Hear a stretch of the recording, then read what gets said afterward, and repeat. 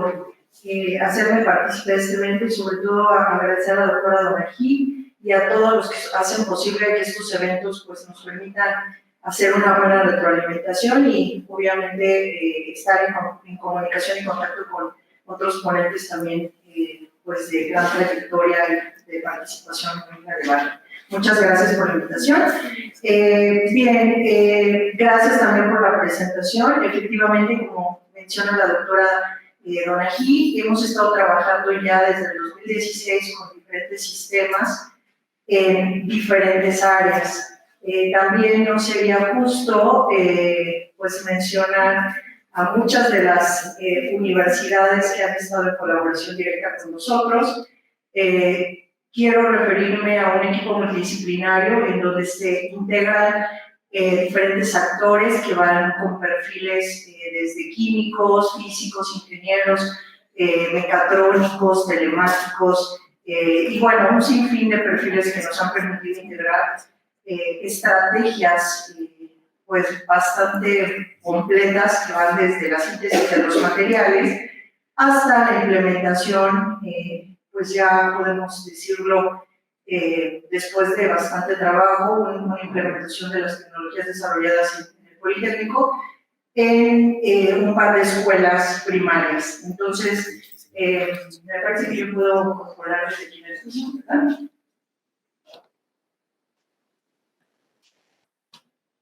Muchas gracias. Entonces, pues sin más, me gustaría que me fueran diciendo cómo estamos de tiempo también. Básicamente yo me voy a referir a dos de los proyectos que hemos estado trabajando en años muy recientes. De hecho, acabamos de concluir este año el segundo proyecto. Nuestro primer proyecto, entre otros, pues bueno, habla sobre el desarrollo desde el diseño hasta la implementación de una planta piloto que permite tratar diferentes efluentes y es operada con energía solar. Algunas de las tecnologías que se desarrollaron ahí permitieron llevar a un segundo proyecto, que es muy superficialmente comentaré el caso de estudio de justamente estas primarias, donde se instalaron los sistemas de cosecha de agua pluvial. Y finalmente, algo que converge en ambos proyectos es un sistema de monitorización y control de variables físico-químicas en tiempo real, que me parece que puede ser bastante interesante porque es de lo último que estamos trabajando y que de alguna manera no es tan común como los procesos que venimos oyendo de fotocatálisis, de síntesis de materiales. Entonces me gustaría comentarles un poquito más de lo que se hace recientemente, sobre todo con las tecnologías nuevas. También, bueno, me parece que muchos de nosotros estamos muy empapados en la cuestión del planteamiento del problema y la introducción, pues de lo que confiere este tipo de problemáticas, ¿no? También me parece que voy a irme un poquito rápido en la introducción. Obviamente, si alguien tiene alguna pregunta, con toda confianza, interrúmpame. Creo que la reglamentación es muy importante, entonces les comento que sabemos que hay muchos retos por hacer, ¿no? Sin embargo, pues a nivel internacional la problemática es bastante severa. Estamos hablando de contaminación tanto de agua como de aire, ya que en particular, en nuestro caso hemos detectado que hay una correlación directa aire-agua. Entonces, pues estas son unas imágenes que no son ajenas a nosotros. Creo que a veces incluso pues las contingencias nos han quedado claras, nos ha quedado claro que tenemos que tomar acciones y también, por otro lado, pues tenemos un sinfín de contaminantes y una gran diversidad de estos en diferentes regiones de la ciudad o incluso, bueno, por decirlo del país, pero también tenemos en temporalidad un cambio en la diversidad de sus contaminantes. Esto hace que el reto se vuelva aún mayor. Y resulta que en esta área en donde convergen los contaminantes aire-agua, el agua de lluvia acarrea todos estos contaminantes y se ha mencionado que en un estimado de 15 a 20 minutos nosotros podríamos eliminar esa agua y llevarnos esos contaminantes. Sin embargo, pues creemos que 20 minutos de agua son críticos, considerando que también en algunos estudios hemos encontrado que actualmente los periodos de estiaje se hacen mucho más largos y los periodos en donde tenemos lluvias caen con mayor severidad. La precipitación es más, es decir, la precipitación es más intensa, pero en periodos más cortos. Entonces, imagínense estar pues perdiendo el uso de estos 20 minutos de agua. Realmente nosotros pues tratamos de darnos a la tarea de hacer tratamientos desde la primera hora de lluvia, ¿no? Entonces, pues les voy a platicar un poquito de lo que nosotros hemos hecho, pero pues hay que mencionar que en la Ciudad de México pues básicamente solo tratamos el 50% y que algunas de estas fotos pues son una triste realidad, ¿no? Podemos referirnos a diferentes fuentes y nos vamos a encontrar con que todavía, a pesar de que la Constitución mexicana lo sugiere o lo indica, mucha gente aún no cuenta con agua potable y algunos, incluso algunas alcaldías que cuentan con agua, pues no tienen la cantidad suficiente, o creo que también es de todos los días escuchar que hay fugas o que tenemos inundaciones justamente por estas cuestiones torrenciales que les platico, ¿no? Entonces, también quisiera mencionar que tenemos una suma de contaminantes que antes no habíamos considerado. Por ejemplo, creo que esto también sería muy interesante mencionarlo, la norma mexicana considera algunos contaminantes claves. Sin embargo, hoy en nuestros días los contaminantes emergentes o recalcitrantes pues están haciendo de las suyas en nuestras aguas. Por ejemplo, la norma no considera algunos compuestos orgánicos que son altamente comprometedores para la salud y pues me parece que debemos empezar a tomar acciones, ya que debido a la sobrepoblación, debido a las actividades antropogénicas, estamos generando contaminantes que pueden ser muy agresivos, como el caso de algunos fármacos o algunos disruptores endocrinos. Incluso por ahí nos hemos encontrado ya con algunas situaciones en desechos de aguas municipales, por ejemplo, altas concentraciones desde la cafeína hasta moléculas orgánicas ya, como les reitero, más complejas.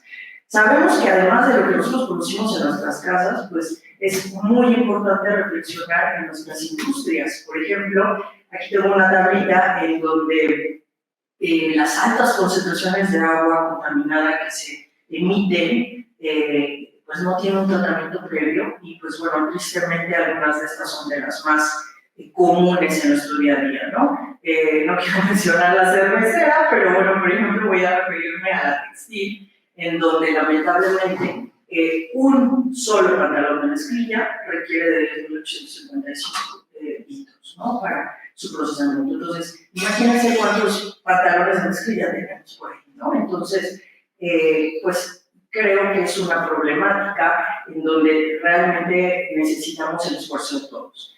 Bien, pues, ¿qué es lo que nosotros planteamos? Lo que buscamos es justamente buscar diferentes tratamientos y por ello es que producimos un tren de tratamiento en función de los efluentes y en función, como les decía, de la temporalidad y de la regionalidad.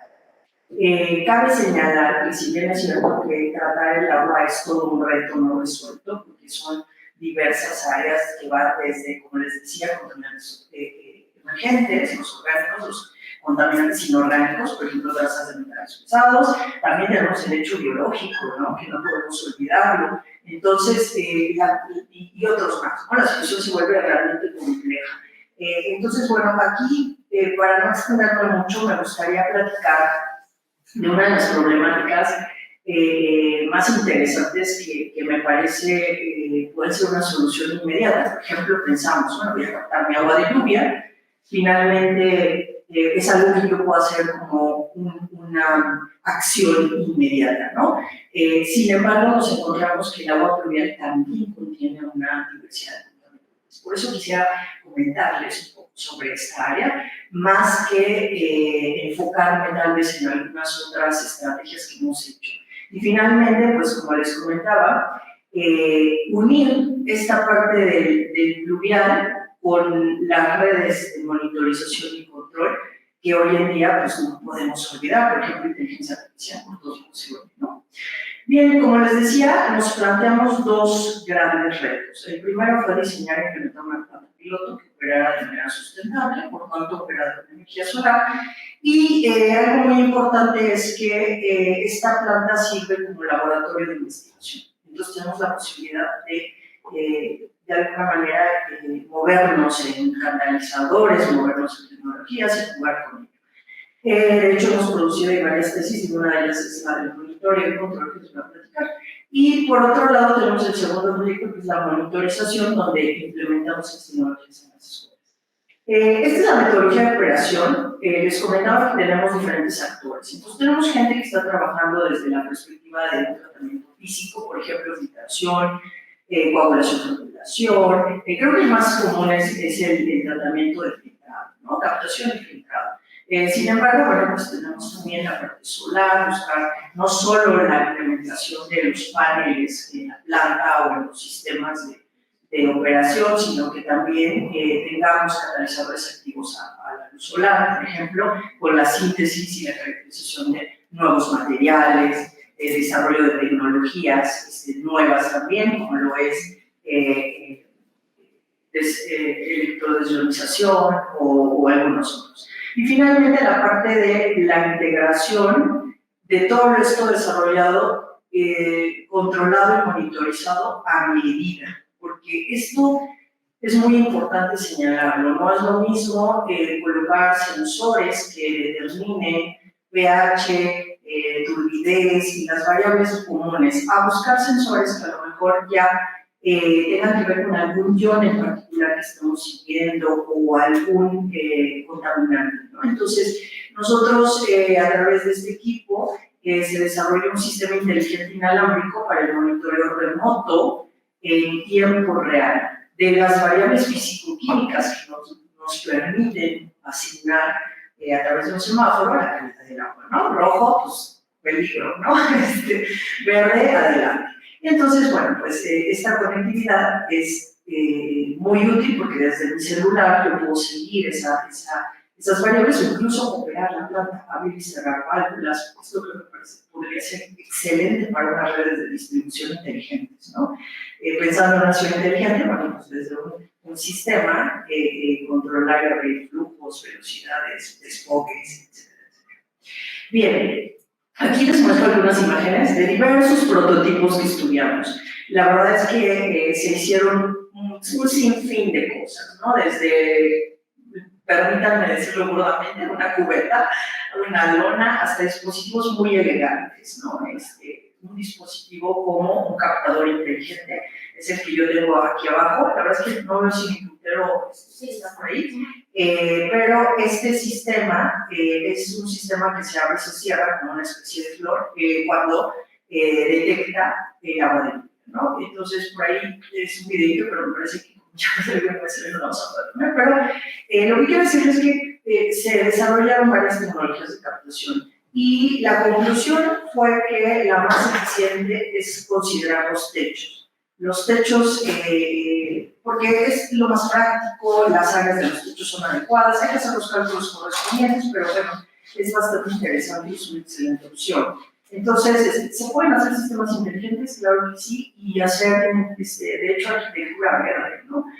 Pero bueno, lo importante aquí es referenciarnos a qué es lo que encontramos en la monitorización de contaminantes en agua pluvial. Pues resulta que nos encontramos diversidad de contaminantes. Por un lado, uno de los que más resalta es la parte de la materia fecal, ¿no? Los coliformes.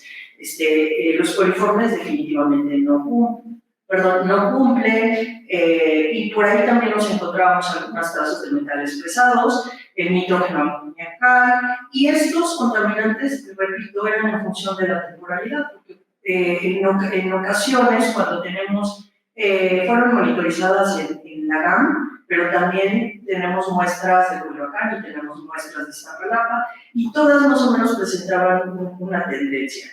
Por ejemplo, si había marchas en esa región, o si había juegos pirotécnicos o fiestas y demás, pues resulta que los contaminantes se disparaban en un sentido u otro. Entonces empezamos a trabajar con diferentes materiales filtrantes a medida, repito, para justamente enfocarnos a contaminantes de diferentes naturalezas. Y eso permitió desarrollar un sistema muy sencillo de dos filtros, un filtro de primeras lluvias, que es justamente el que les platico. El filtro de primeras lluvias, este que está acá, pues se encarga de quitar todos los contaminantes a escala macro y micro, ¿no? Por ejemplo, además de las canaletas, que ahí se quedan hojas, bueno, viene polvo, viene demás. Y este primer filtro que nosotros usamos como primeras lluvias es el que nos permite limpiar de manera física el grueso de los contaminantes, les digo macroscópicamente y microscópicamente, y pasarlo al segundo filtro, que ya es el que contiene las resinas que están tratadas con nanotecnología. Y bueno, lo interesante es que podemos usar toda el agua, desde el minuto cero, ¿no? Entonces, eso es lo bueno.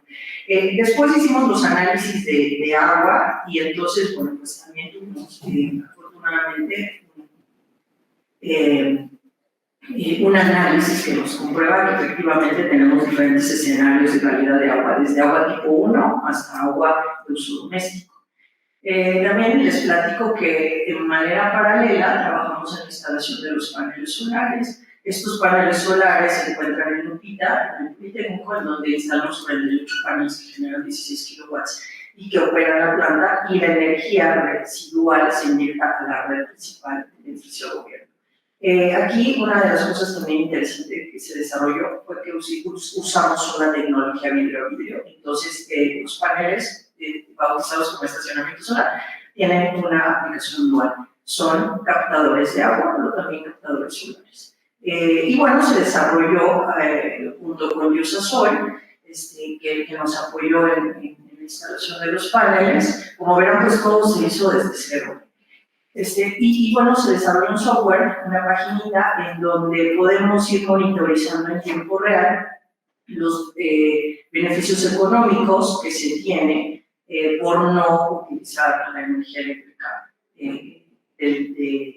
pues, común, ¿no? Y bueno, también aquí no sé si alcance a ver muy bien, es un poquito borroso, pero bueno, tiene aquí el dato de cuántos árboles estamos salvando, cuántas emisiones de gas de efecto invernadero se hacen, la huella de carbono, etcétera, etcétera. Y bueno, esta página se va actualizando. Afortunadamente, bueno, todo esto, les digo, es un poco escuela también para los alumnos. Tenemos la carrera de Ingeniería en Energía y además el curso de Tecnología Avanzada, que es aquí hermano de Cicata. Entonces, bueno, estamos trabajando fuertemente con los alumnos para hacer desarrollo. Como les decía, también hemos incursionado en la parte de los métodos químicos de oxidación avanzada. Hemos desarrollado diferentes morfologías, diferentes materiales. No voy a entrar mucho en detalle, porque si alguien tiene una pregunta, con mucho gusto, pero sí quiero mencionarles que todos los materiales que estuvimos trabajando o que seguimos trabajando, pues se han hecho varios métodos de síntesis y todos descansan en la química verde para desarrollar catalizadores heterogéneos que nos permitan degradar de manera eficiente.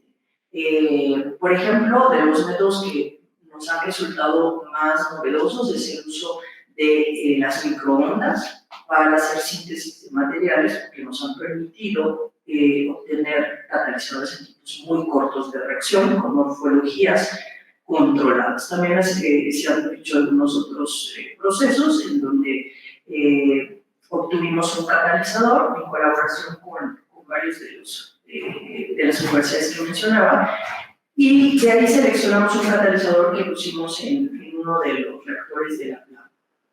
Bueno, pues a nivel laboratorio, lo que sí hemos hecho pues, son los típicos experimentos de fotocatálisis que hemos acoplado a diferentes tecnologías, por ejemplo, sonoquímica o electroquímica. Y hemos encontrado resultados muy interesantes. Yo creo que este gráfico puede ser muy familiar para algunos. Ya no lo voy a contar. Pero bueno, se van a ir disminuyendo esos picos conforme avance el tiempo de reacción, y esos picos corresponden a diferentes grupos químicos de las moléculas complejas. En este caso, nosotros estudiamos un material que se conoce como ferrita de bismuto, que es el caso de estudio que les traigo, en donde haciendo solo la fotólisis, pues evidentemente no tenemos una degradación de, este es un colorante, es colamina B, pero hemos trabajado en fármacos como ciprofloxacina o microplásticos con esta ferrita. Después, la ferrita, fíjense que ya empieza a verse aquí una disminución en la concentración del contaminante orgánico en función del tiempo, y después buscamos incrementar esta degradación y la dopamos con plata. Entonces, aquí podemos observar justamente cómo se disminuye de manera significativa. Ahí están los colores. Y bueno, esta es la imagen de la planta con todas las partes que hemos estado comentando. Y algo que quería platicarles pues, es justamente la monitorización de esas variables físico-químicas. Creemos fuertemente que es necesario hacerlo, porque nos ahorra mucho tiempo de laboratorios especializados, porque de manera remota en tiempo real podemos saber qué es lo que está pasando, y que además podemos, en función del efluente, hacer realmente un análisis sin falsos negativos, no falsos positivos, ¿no?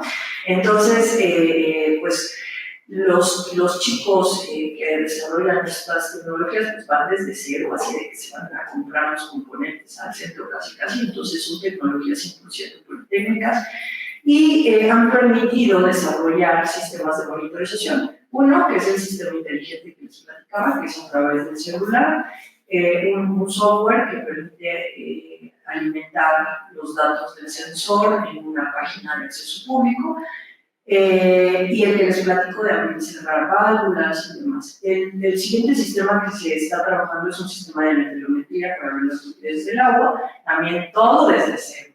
Y el tercero es el sistema de monitorización que converge lo que les platicaba al inicio de la charla, airea. Todos estos se aterrizan en un visor de información para poder tener una toma de decisión. ¿Ah? Y finalmente, pues, lo hacemos para que sea un beneficio de la sociedad que tanto reclama, ¿no? Y bueno, ¿qué se hizo? Pues básicamente diferentes datos que se adquirieron de Conagua, y también se extrajeron datos reales de SACMEX, de DataWorld, del INEGI y del Observatorio Hidrológico. Y esos datos se llevaron justamente a unirse con la subestación meteorológica que tenemos en UPITA. Se utilizó inteligencia artificial, un sistema de Big Data para el monitoreo de tiempo real, y resultó en estos dos visores. El primero es este que tenemos acá, que es lo que tenemos en un celular. Yo aprieto en mi celular un clic y me arroja aquí todas las variables, me arroja aquí ya los números, aquí mi porcentaje en calidad de agua que se determina, y aquí ya me cierro las diferentes variables. Y en el otro lado tengo un visor que justamente es lo que les platico, que converge con todas las variables de Conagua, de semanal, de DataWorld, y entonces me pone el semáforo de sí, no, y además lo tiene por alcaldía. ¿Cómo se hizo eso? Bueno, pues realmente hay detrás toda una metodología para poder bajar los parámetros que consideramos, y que el mismo software pudiera ir organizando esa información, porque son demasiados, ¿no? Bueno, pues entonces termino diciéndoles que pudimos desarrollar diversos sistemas de monitorización que nos permiten estudiar parámetros físico-químicos del agua, y bueno, afortunadamente todo eso que se desarrolló se ha podido ir transfiriendo a diferentes escuelas. Esas escuelas primarias pues, se han visto beneficiadas con estos sistemas que pues básicamente permiten que ellos en algunas ocasiones que no tienen acceso al agua pues puedan ir a sus clases normalmente. Bueno, pues con esto concluyo. Muchísimas gracias. Aquí las imágenes de cómo se está trabajando en las escuelas, y pues muchas gracias por su atención, por la invitación.